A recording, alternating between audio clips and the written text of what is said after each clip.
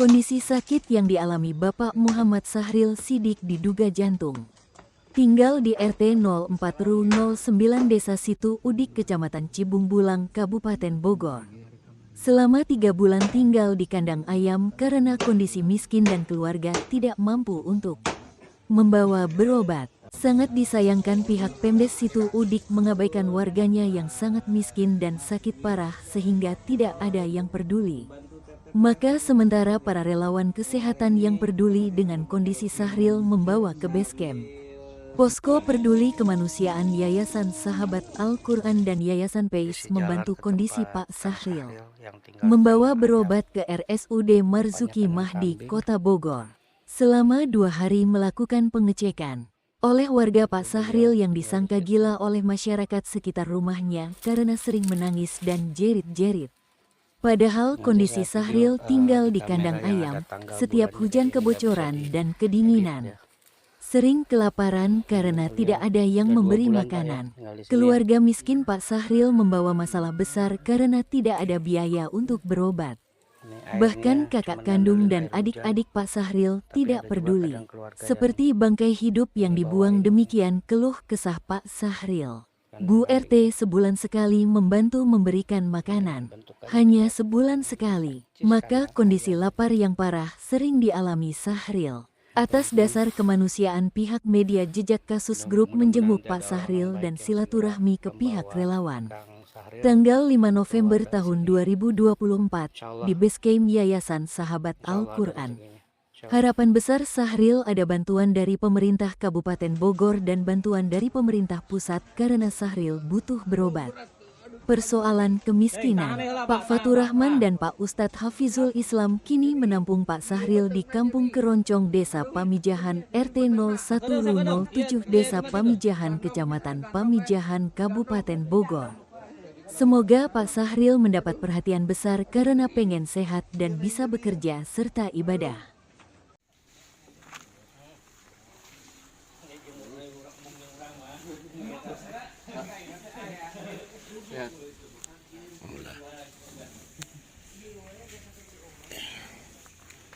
Yayasan Kepedulian Masyarakat. Iya, Yayasan Posko Peduli Kemanusiaan Sahabat Al-Quran. Kita kolaborasikan sekarang ke AYS. Emang Pak? Alhamdulillah. Sahril yang dulu bukan Sahril yang sekarang. Saya bagaimana? Udah mulai sehat? Alhamdulillah Pak. Sakitnya apa? Jantung. Jantung. Udah sering berasa sakit jantungnya? Iya, hampir tiap malam. Hampir tiap malam sakit jantungnya. Umurnya berapa Sahril? Kurang lebih 37. 37 tahun. Oh, dari tahun kapan sakit seperti ini? Udah berapa tahun? Ada berapa tahun? 3 tahun, 4 tahun? 3 tahun lebih. 3 tahun lebih. Jadi nggak bisa usaha, nggak bisa apa-apa. Nggak bisa. Nggak bisa ya. Banyak pembengkakan di kaki.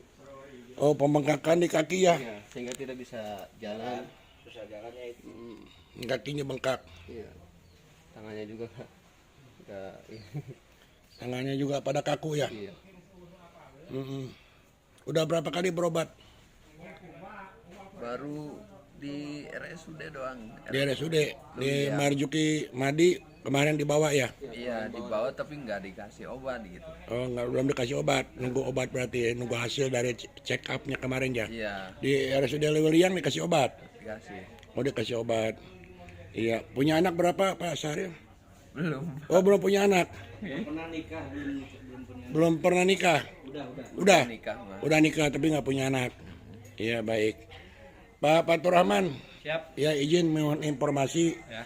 terhadap pasien yang sakit bernama Pak Sahril ini, asal usulnya dan awalnya bagaimana? Awalnya sih sekitar 3 minggu lalu lah saya dapat informasi dari teman.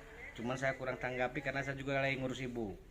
Terus seminggu kedua saya datengin, ternyata betul beliau tinggalnya di kandang ayam. Oh, Pak Sahril ini sempat tinggal di kandang ayam. Tinggal di kandang ayam kurang lebih 3 bulanan lah. 3 bulan tinggal 3 di kandang bulan. ayam. 3 bulan tinggal di kandang ayam dengan baju yang sama selama 3 bulan. nggak ada yang urus, nggak ada yang Nggak mandiin. boro-boro mandiin. Bahkan Jadi- kita kemarin mandiin aja kurang lebih adalah 1 onma dakinya. Oh gitu ya. Kenapa sampai tidak ada yang merhatiin baik dari pihak desa ataupun RT atau RW?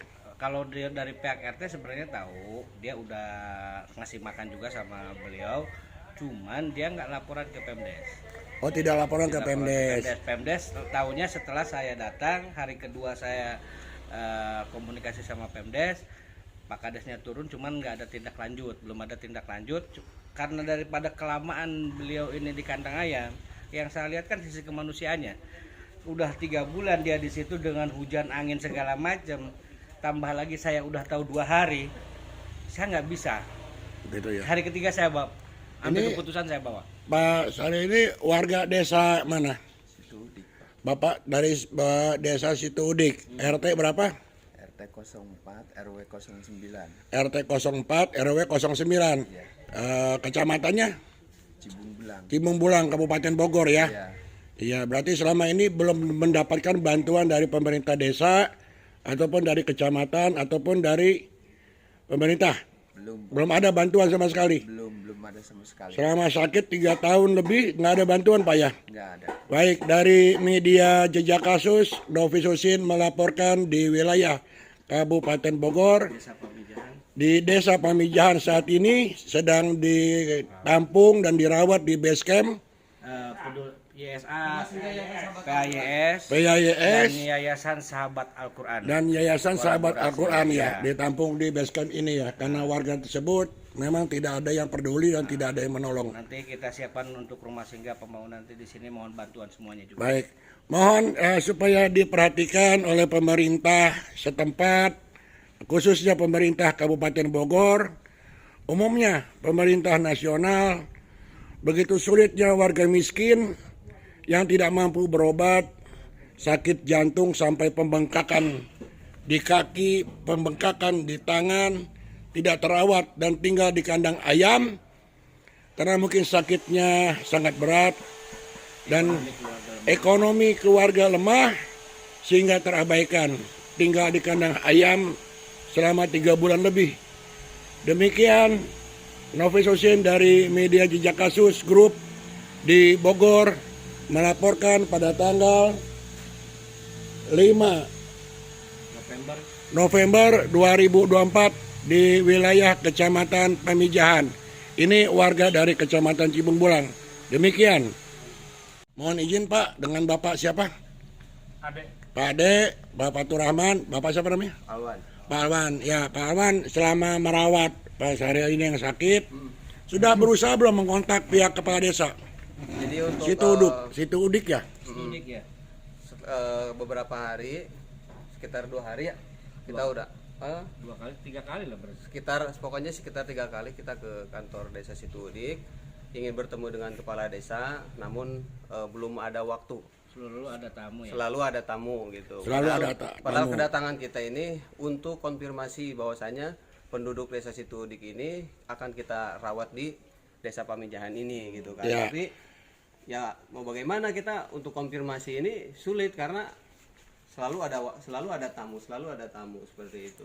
Jadi seakan-akan secara halus pihak kepala desa tidak mau tahu atau tidak mau memberikan perhatian kepada warganya yang sakit Pak Syaril ini ya, seperti ini. Saya WA pun nggak dibalas Pak. Sudah di WA nggak balas? Ada saya chattingannya. Sudah di WA ya berarti ya? Udah Di diinformasikan? WA udah biru, berarti udah dibaca. Udah dibaca, tapi tidak mau memberikan perhatian dan tidak mau merespon. Saya minta waktu untuk ketemu. Begitu, baik. Jadi baik. memang untuk pas pertama pembawa Bang Syaril ini ketika ke Marjuki memang mungkin beliau juga udah mengetahui gitu kan, bahkan istilahnya dari tim mereka juga ada yang konfirmasi kepada kepala desa. Iya. Namun kan kita ingin ngobrol langsung gitu kan, dan mungkin kepala desa pun tidak tahu kalau Syaril ini udah kita evakuasi ke base camp kita Base ini camp, gitu. iya. Tapi kalau secara lihat status WA saya yakin dia udah tahu. Dia udah tahu. Jadi Setiap satu ikut andilnya itu pas pertama dia mengutus IPSM desa sama IPSM Kecamatan Ikut andilnya Cimbulang itu aja, itu doang. aja. Sebatas periksa ke rumah sakit. Nah, setelah pulang dari rumah sakit, nah kami mau menemuin kepala desa itu sulit gitu Pak. Ya. Sebetulnya untuk konfirmasi aja gitu kan. Ya, Untuk nggak mau konfirmasi. ngapa-ngapain, kita nggak mau minta uang, nggak mau minta apa. Konfirmasi takutnya kan jadi kesalahan gitu kan. Iya. Ini warga desa Situudik kita bawa ke pamijahan. Padahal Iya. kita ingin konfirmasi gitu, ingin ngobrol secara langsung. Kita minta waktu, namun selalu ada tamu seperti itu. Baik, demikianlah nasib warga miskin yang sakit di Desa Situudik, Kecamatan Cibung Bulang, Kabupaten Bogor, yang merasa diabaikan dan tidak diperhatikan atau tidak dibantu atau tidak ditolong oleh pihak Pemdes Situudik, sehingga warga tersebut harus ditampung di base camp di wilayah Kecamatan Pamijahan agar tertolong dan bisa berobat ke RSUD. Lebih dimanusiakan kembali atas dasar kemanusiaan rekan-rekan dari Yayasan Peduli Kemanusiaan, Yayasan Sahabat Al-Quran YS dengan PYS telah membawa dan membantu saudara Sahril agar kesehatannya membaik. Demikian dari media Jejak Kasus Group, Novi Sosin di Kabupaten Bogor melaporkan. Punten, Bapak namanya siapa Pak? Mansur. Bapak Mansur. Bapak orang tuanya Pak Sahril. Ini Pak Sahril ini udah sakit katanya 3 tahun ya? Lebih dari 3 tahun? Lebih. Selama ini berobatnya bagaimana Pak? Ya kalau berobat ini sih dulu mah pribadi maksudnya. Pribadi, Ya. gitu. Ke dokter. Ke dokter, atau berobat apa, biasa aja gitu ya? Ruqyah itu apa? Ruqyah udah. Ya. Ya ini Sahril ini diduga penyakitnya apa? Saya ini kurang apal Pak. Kalau Kurang penyakit. tahu ya? Iya. Terus selama 3 tahun lebih ini sakit, bagaimana? Ada perkembangan nggak dalam pengobatan? Ada kesembuhan nggak? Nggak ada. Nggak ada kesembuhan. Nggak ada. Terus ini kenapa sampai tinggal di kandang ayam Pak? Enggak, maksudnya begini. Jadi tempo hari saya mau ngawinin kakaknya. Iya. Udah gitu kan ini di kamar. Di kamar itu kan mau banyak ini apa yang bantuin masalah masak-masak gitu. Iya. Tadinya saya sementara dulu gitu. Oh sementara dipindah ke kandang ayam. Kan. Tapi sampai 3 bulan Pak. Kagak. Paling sebulanan itu. Sebulanan. Iya. Ini katanya sering jerit-jerit, gitu kehujanan, Kan kebocoran. kalau bocor sedikit-sedikit tetap itu pasti karena kan genteng biasa genteng yang dulu. Iya. Tapi atasnya ditutup pakai tripek juga pakai ini juga pakai apa karpet. Pakai karpet. Menurut warga pasarnya sering kelaparan jerit-jerit. Itu nggak tahu kalau kelaparan kalau ibunya sebelum kemana-mana pagi udah dianterin nasi, Iya. sore udah dianterin nasi, air minum udah disiapin gitu, tinggal minum dia mah. Dengan minum udah disiapin. Tapi jerit-jeritnya karena sakit, dia mengeluh sakit apa karena kelaparan? Ya kurang tahu. Kalau dibilang kelaparan bahkan dia mesen apapun makanan sama tukang jualan, saya tinggal bayar gitu pada Oh tinggal bayar. Iya. Jadi selama 3 tahun ini lebih sakit, dia nggak bisa bekerja lagi Pak ya? Enggak, Nggak bisa bekerja lagi. Hanya diem di rumah aja. di rumah. Ini mandi ada yang ngurus nggak Pak? Mandi, buang airnya segala macam. Kalau kira-kira setahun ke sini jarang yang ngurus karena kan kesibukan dulunya kan waktu belum begini parah ya dia bisa jalan pakai tongkat bisa jalan sendiri gitu. Tapi kalau masalah air hangat udah ibunya pagi-pagi masakin air Hangat. Tapi nggak ada yang mandiin. ya ada kan masih dia bisa sendiri mandi kalau dulu. Kalau dulu. Nah, Ya katanya menurut warga ini Pak Sahril ini udah nggak ada yang ngurus, nggak ada yang mandiin, dan nggak mampu dia ini mengurus dirinya sendiri. Menurut Pak Sahril gimana? Ada yang mandiin nggak? Dulu-dulu Enggak. nggak ada yang mandiin, Nggak ada, mandi sendiri saya Pak. mandi sendiri. Waktu ditemuin sama tim relawan kesehatan ini, memang kondisi Pak Sahril ini memang tidak mandi ya. Tidak mandi. Iya sampai apalah dilihatnya ya sangat inilah sangat memperhatikan seperti orang gila lah seperti itu. Ya saya berharap istilahnya pihak keluarga Bapak siapa tadi namanya Pak Mansur mendapatkan perhatian pemerintah dan dapat bantuan demikian Pak. amin. Semoga video ini bisa dilihat oleh pihak-pihak terkait di pemerintahan Kabupaten Bogor dan memberikan bantuan. Demikian Pak ya, terima kasih Pak. Kenapa saya nangis? Kenapa kamu nangis? Hah? Ya, apa? Insya Allah ditolong oleh pemerintah. Insya Allah dibantu oleh pemerintah, dibantu sama relawan. Ini ada Pak Ustadz, juga siap membantu. Insya Allah kamu bisa sembuh. Dan ada solusi yang terbaik supaya kamu bisa berobat. Jangan putus asa. Jangan merasa kecil hati. Dan yakin bahwa negara Republik Indonesia sangat mencintai masyarakatnya. Yang tidak mampu pasti ditolong. Jangan kecil hati, jangan putus asa. Kami pun dari pihak media akan terus berjuang memberikan informasi agar Pak Sahril dibantu oleh tim yang ahli dari rumah sakit ataupun dari Dinas Kesehatan, dari pemerintah Kabupaten Bogor, pemerintah Provinsi Jawa Barat, dan pemerintah pusat Republik Indonesia. Jangan putus asa, harus semangat dan harus bisa meyakini bahwa masih ada warga masyarakat yang baik yang peduli kepada kamu. Ya, harus yakin. Jangan putus asa ya.